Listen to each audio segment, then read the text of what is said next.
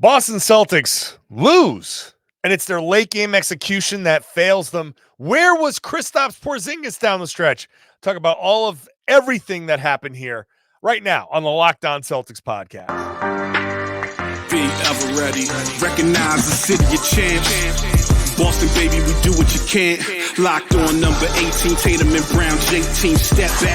We gon' wet that and slay teams. Of course, the Celtics, who else could it be? Screaming like KG with the Larry O.B. Karalis above average, assessing the team status. Best daily pod, no cap, salary matching. Clutch like Bird the DJ, keep John on replay. Prime time, dapping up the truth on the sideline. Raining J's, how it started, raising banners, how we finished. Locked on Celtics pod, home of the winners. B. Hey there, welcome back to the Lockdown Celtics podcast. It's right here on the Lockdown Podcast Network. Your team every day, and I got you every day, Monday through Friday, plus bonus podcasts whenever they play on the weekends. It's free. You're never going to have to pay for one of my podcasts. It's fresh daily, and it's available everywhere. Watch the show on YouTube. Hop into the comment section there. Let me know what you think. I'm John Karalis. I played ball a long time ago. Now I'm covering the Boston Celtics for Boston Sports Journal and for you.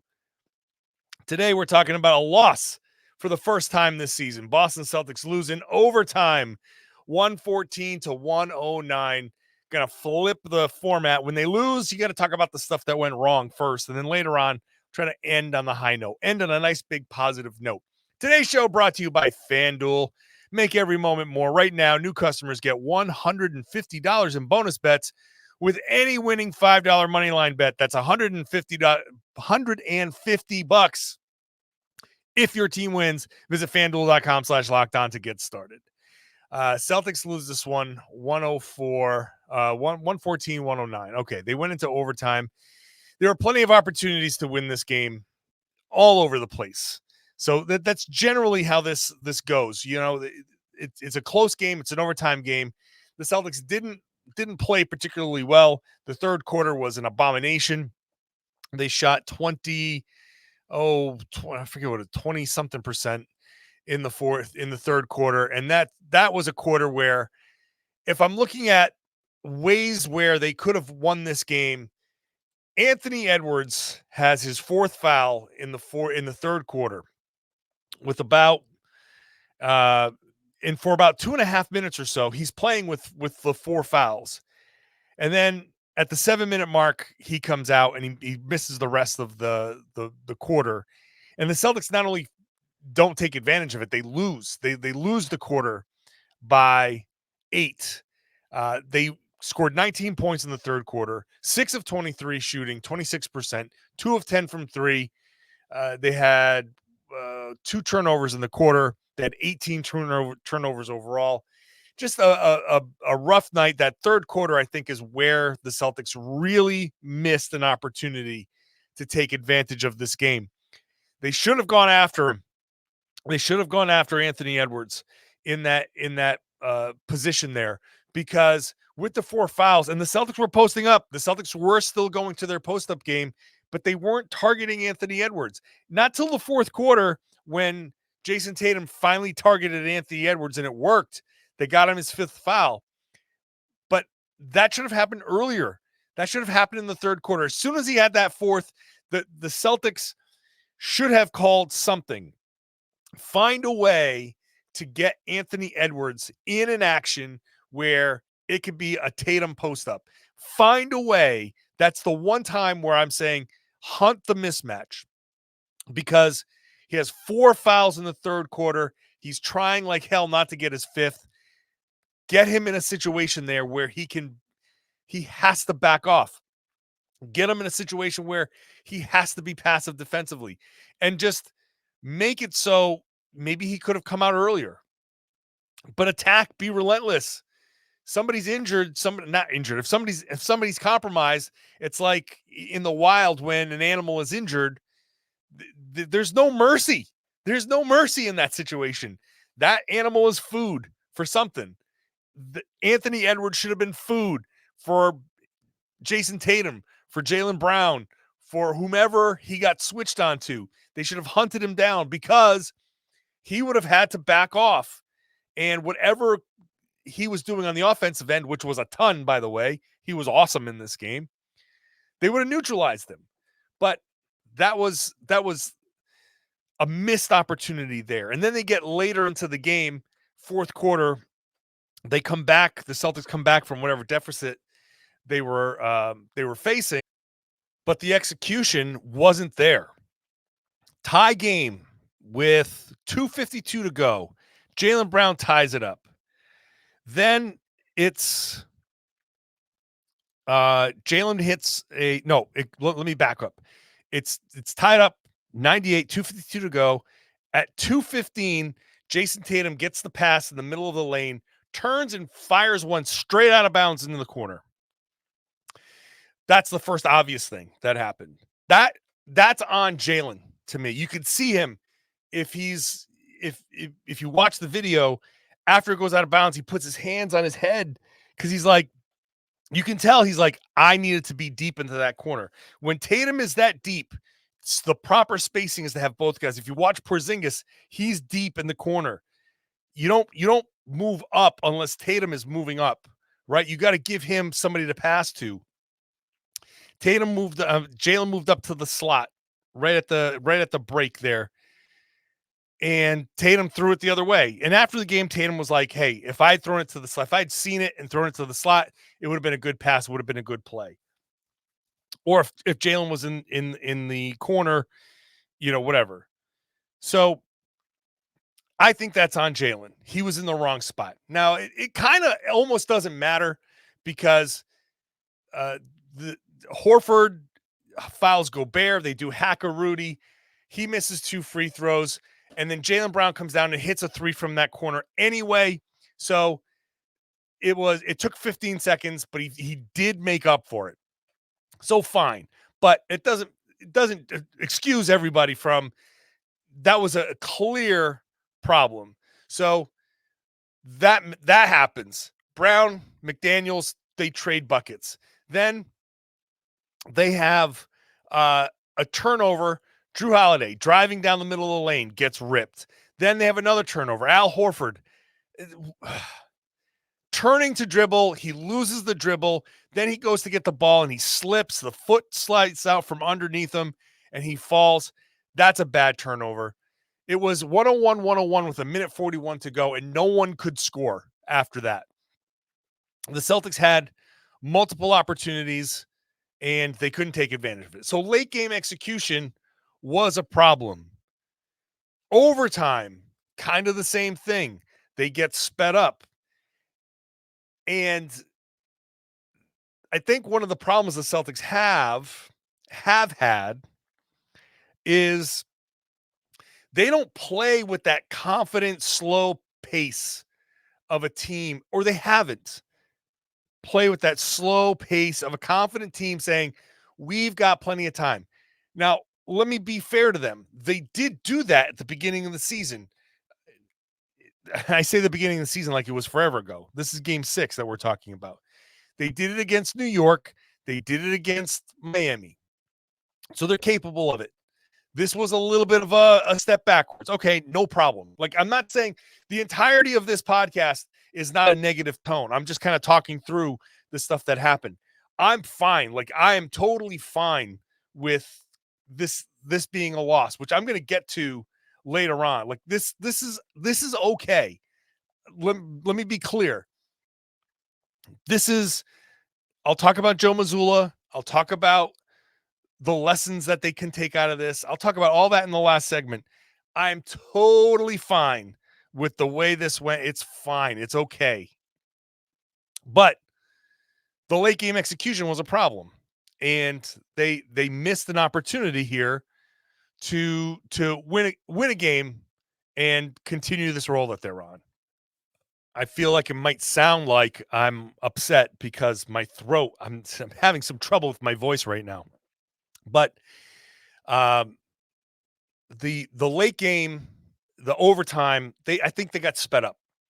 They played at the frantic pace of the moment. It was a frantic, it's Minnesota, crowd's going nuts. Minnesota's just piling up the points. Anthony Edwards is hitting bucket after bucket after bucket. And the Celtics got into answer mode. We've got to answer this. They didn't play as calmly as they needed to, which is why they had Kristaps Porzingis, right? Kristaps Porzingis is there. So my kind of like, well, what's going on here? What happened with Kristaps Porzingis? We'll talk about that in just a minute. Today's show is brought to you by FanDuel. Our good friends over at FanDuel, they're the number one sportsbook in America. And if you're a new customer, if you want to get in on this NBA action, if you want to get in on the NFL action, just hop on over to FanDuel.com/lockedon. If you're a new customer, you sign up, you get $150 in bonus bets with any winning $5 money line bet. That's $150 if your team wins. So if you've been thinking about joining FanDuel, this is the time. This is the time to get in on the action. The app is expansive. It's very easy to use. You got the simple betting options like spreads and player props and over-under. You've got your more advanced betting options like parlays, in-game, same-game parlays. So you can bet like 3 different things in the Celtics game. And if they all hit, you can kind of multiply your payout. So check it out at FanDuel.com/lockedon. I think the best part about FanDuel, which is an official partner of the NFL, I think the best part is they have tools that will help you kind of set yourself up for protection, protect yourself. So you can set your limits, you can set all your protections there, and it'll help you gamble responsibly. Just ask you, please do that. Please gamble responsibly. Thank you so much for making Locked On Celtics your first listen every day. Tomorrow is Wednesday. Tomorrow's Tuesday. This is Tuesday now. So yes, this is the Tuesday show. I'm not editing any of this out. Tomorrow's Wednesday. I got the Locked On NBA podcast. I'll be covering the NBA with Jake Madison there on the Locked On NBA podcast. Just go watch the Locked On NBA podcast. I've completely lost my train of thought. I'm executing that tease as well as the Celtics executed their end of game strategy there against Minnesota. Where was Kristaps Porzingis? The whole point of getting Kristaps Porzingis is to, hey, when things are going crazy and everything's getting frantic, you can find a mismatch and Porzingis can get some post-ups. Okay. Well, it's Minnesota and they've got Rudy Gobert. And so I can understand the motivation of, well, you can't bring Porzingis directly into the post because he's going to clog up space. So why not use him in the actions to try to pull Gobert further away? Try to figure out actions. You must have them in your playbook. You must know because you knew you're playing the Minnesota Timberwolves. You know what your advantages are. You have plays for Kristaps Porzingis. Where were they? Get him in the post. Get him an open shot. Get him some looks. He's part of the solution. He's part of when the Celtics saw the late game execution lacking, they said, we need to get somebody else. They got Porzingis. And I'm not going to say something like, if they're not going to use them, then why play them or whatever? Like, why they get? No, they just have to remember, like, oh yeah, it doesn't have to be Jaylen answering all the time. It doesn't have to be Jayson answering all the time. There's a fine line between playing through your stars and isolating through your stars. And there were too many times over the course of this game where it was just too much isolation, and Jayson Tatum especially tried to do too much. I mean, he really tried, and I get it, man. He is capable. He's a tough shot taker and a tough shot maker. I get it. But also, when you find yourself dribbling that much, maybe you say, oh my God, that's a lot of dribbles. I think I've just been dribbling like 12, 15 times. Maybe I should find somebody else and pick this back up later. It just feels like I don't know if they were tired or what, but they kind of fell back into some bad habits. They didn't use Porzingis the way Brad Stevens intended Porzingis to be used when he acquired him. I don't think they've used Porzingis the way Joe Mazzulla intended when he first talked to us about how they were going to use him. I don't think they used Porzingis enough in general. Like, he was not he should have been part of every pick and roll.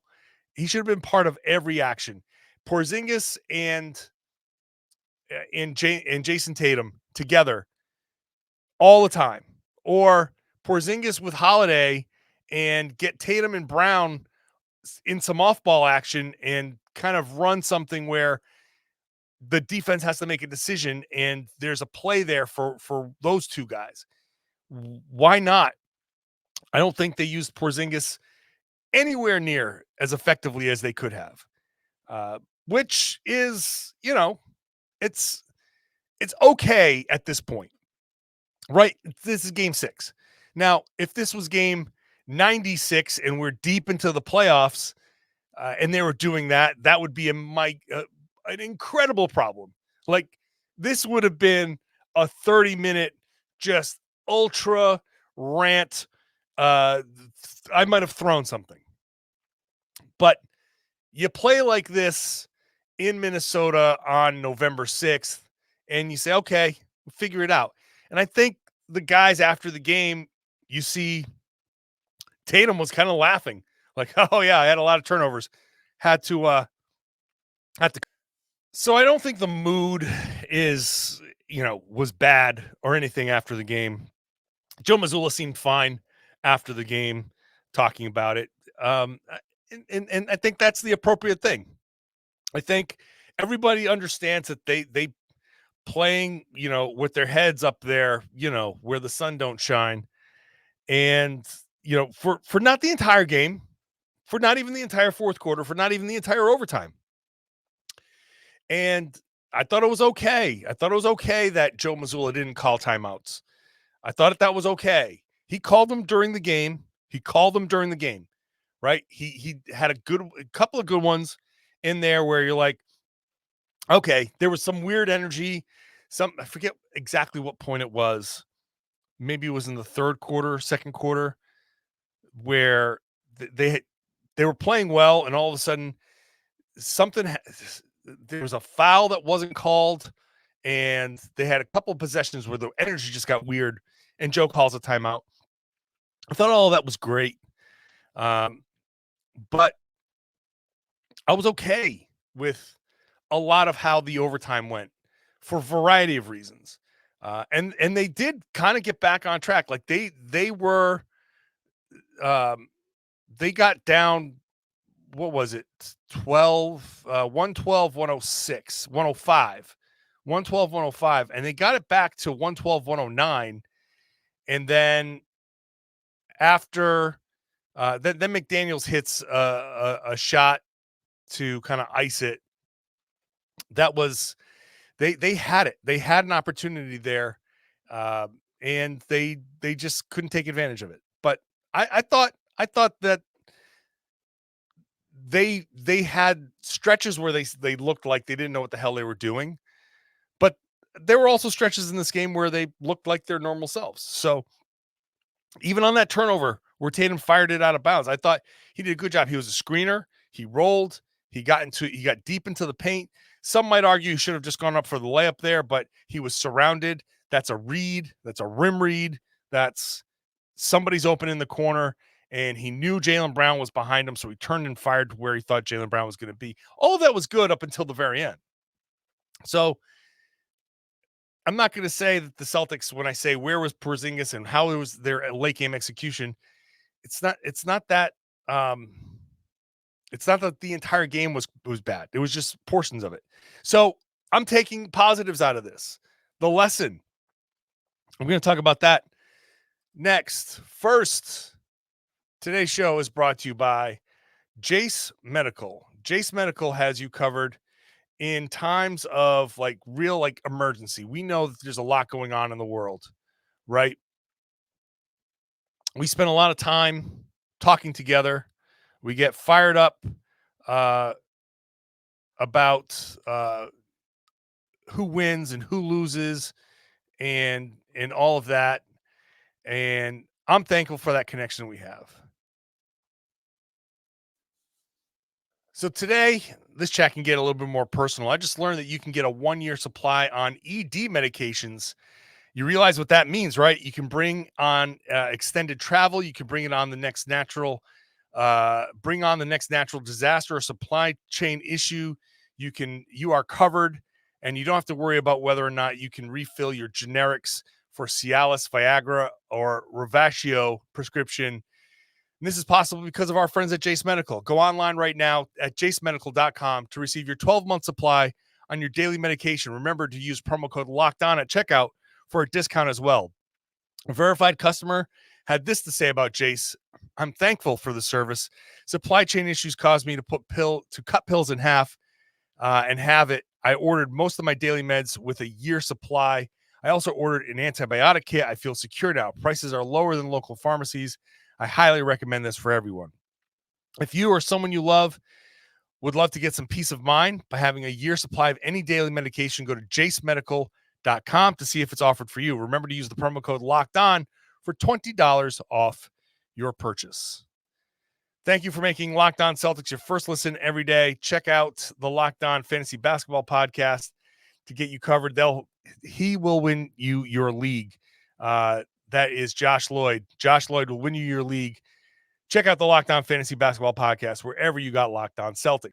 So this is the good.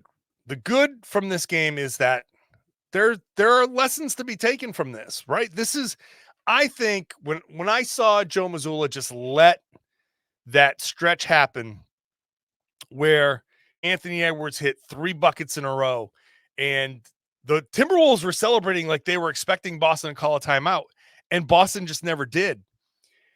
At that point I said, Joe is letting this happen. Joe is letting the Celtics just kind of sit through that run and try to figure it out. They have to try to figure out how to execute. And frankly, I agree with that mentality. I thought in that moment, he was basically saying, we've worked on enough of this stuff already. We should know how to execute this. We should know what we're doing, where we're supposed to be, how we're supposed to do this. We should know. So go do it. You don't need my help, right? This is the NBA. And yes, coaches are part of the team. I've said this. And in a situation, if this was a playoff game, guarantee you he would have called a timeout in there somewhere. Guarantee you he would have called a timeout in there. In this game, in early November in Minnesota, I feel like he's trying to get these guys to either execute or kind of tell on themselves on film. By the time you're listening to this, you're probably listening to this at a time where these guys are in a film session. And I wouldn't be shocked if that film session is an extended film session, a heated film session, an extensive one where everyone gets what's coming to them. I think Mazzulla in that moment said, we might lose this game, but it means more to the Celtics to have this moment than to win this particular game. And I know you're probably sitting there going like, no, you win the game. You win the game. In November, especially against the Minnesota Timberwolves, there's no tiebreaker involved here, right? Let's pretend the Celtics are a 60-win team. If I told you right now, the Celtics are going to be a 60-win team, would you sign up for it? You say yes. Well, that means they're going to lose 22 games. And so count this as one of the 22. It's the Minnesota Timberwolves. It's a Western Conference team. So it's not a division team. It's not an Eastern Conference team. This is the perfect opportunity for a coach to say, okay, here we are. This is game 6. 2 tough ones in New York and in Miami, and impressive to win those in the fourth quarter. 2 blowouts in Washington and Indiana. And, you can't really take a whole lot. That was just just stomped them. Okay, decent game against Brooklyn. Now you're on the road here, okay? It's tougher. Maybe you're a little tired, right? This is a great opportunity when the other team is feeling it and the crowd is angry. We're not angry, but just angry at you. Crowd is just hyped. This is a great chance to say, all right, boys, what do you got for me? What can you show me? And honestly, in that scenario, if there's ever a time to be happy that the Celtics fell flat on their face, that would be the time. Because now you get to have the film session. Now you get to say, hey, you guys aren't infallible. You guys can't go out there. You have to have the talent, and you have to have the effort, and you have to have the execution. All of those things matter. You have to have all of them. And so, yeah, there are going to be losses along the way. That's fine. Like I said, a 60-win team loses 22 times. So there are plenty of opportunities. The Celtics are going to lose a lot more over the course of the season. Hopefully not too much more, but yeah, they'll probably lose 20 to 25 times more. And that'll still give them a damn good record. So I don't mind that Mazzulla kind of sat there. And look, he tried to coach them through it. He tried to get them to run the certain plays and try to get them into those moments and into the right spots. But they had to do it. The players on the floor have to do it. And so I feel like that was intentional and purposeful, and I think good.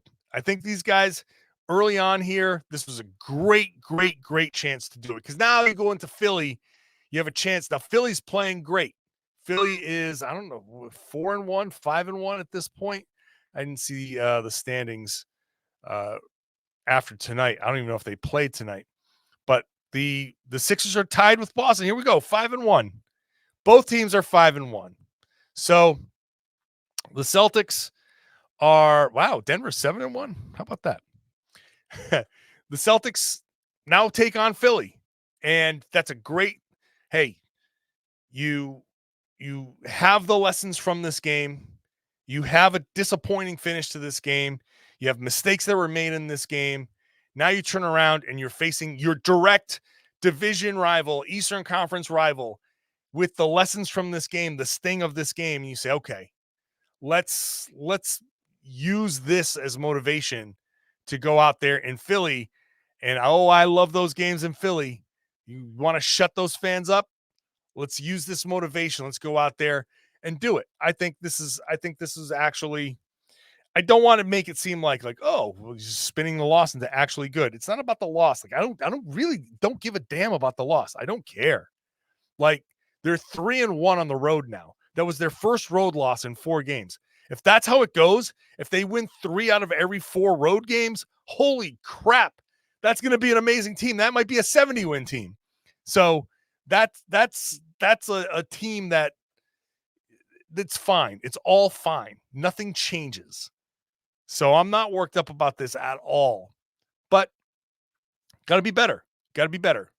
And so we'll see how they are on Wednesday when they play the 76ers. So I'll be here all week. Like I said yesterday, I'm podcasting every day from now till the end of the month, every day except for 2 because of the weekend games. I got podcasts. I have more podcasts for you than you know what to do with. So subscribe, get them dropped directly to your device. Make sure that you are subscribed on the YouTube page. Hop into the comment section there. Get notified when I drop a video, even these late post-game videos. It's like 3:30 in the morning. But yeah, I'm still here for you. So make sure you're subscribed. Watch the show on YouTube. If you're a regular listener and every day, I would love it if you share the podcast, spread the word, tell your friends that they should be listening to and watching the Locked On Celtics podcast right here on the Locked On Podcast Network. It's your team every day.